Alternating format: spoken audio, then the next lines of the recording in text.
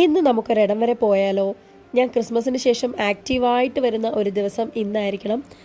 ഞാൻ ഇൻസ്റ്റഗ്രാം റീലൊക്കെ ചെയ്യുന്നതിനായിട്ട് നല്ലൊരു ബാക്ക്ഗ്രൗണ്ടൊക്കെ സെറ്റ് ചെയ്തു. എന്നിട്ട് ഇതാ വീണ്ടും ജിമ്മിൽ പോയി തുടങ്ങിയിട്ടുണ്ട്. ക്രിസ്മസിന് ശേഷം പോയിട്ടേ ഇല്ലായിരുന്നു കേട്ടോ. ജിമ്മ് കഴിഞ്ഞാൽ നേരെ പോയത് ചോറ്റിലുള്ള നമ്മുടെ അഞ്ജനാസ് ബ്രൈഡൽ ഹബിലേക്കാണ്. പുതിയൊരു വർഷം തുടങ്ങുമ്പോൾ നമുക്കും ഒരു മാറ്റത്തിൻ്റെ തുടക്കം ആട്ടെ എന്ന് കരുതി ആദ്യ പടിയായിട്ട് ഹെയർ കട്ട് ചെയ്യാനായിട്ട് വന്നതാണ്. കഴിഞ്ഞ പ്രാവശ്യം എനിക്ക് ഹെയർ കളർ ചെയ്തത് ഈ ഒരു ബായി ആണ് കേട്ടോ. ബായി നല്ല കംഫർട്ടബിൾ ആണ്, ഫ്രണ്ട്ലി ആണ്. അതുകൊണ്ട് തന്നെയാണ് ബായിലുള്ള വിശ്വാസത്തിൽ ഞാൻ ഓടി ഇങ്ങോട്ട് തന്നെ വന്നത് കേട്ടോ. നല്ല അടിപൊളിയായിട്ട് ഹെയർ കട്ട് ചെയ്തിട്ടുണ്ട്. എൻ്റെ മുടിയുടെ അറ്റം മൊത്തം ഡാമേജ് ആയിരുന്നു.